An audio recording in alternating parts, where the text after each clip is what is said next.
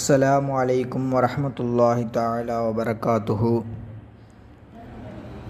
துல்ஹஜ்ஜினுடைய மாதம் பிறை 1 பிறந்துவிட்டால் எந்த நேரத்தில் நாம் பிறையை பார்க்குகிறோமோ அந்த பிறையை பார்த்த தருணத்தில் அல்லாஹு அக்பர் அல்லாஹு அக்பர் லா இலாஹா இல்லல்லாஹு அல்லாஹு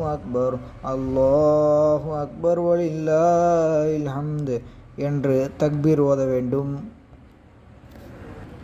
இன்னும் யார் யாரெல்லாம் குர்பானி கொடுக்குகிறார்களோ அவர்கள் அனைவர்களும் பிறை பிறந்ததிலிருந்து தங்களுடைய பிராணிகளை அறுத்து குர்பானி கொடுக்கும் வரையிலும் தங்களுடைய முடிகளையும் நெகுங்களையும் வெட்டுவதை தவிர்த்து கொள்ளுங்கள்.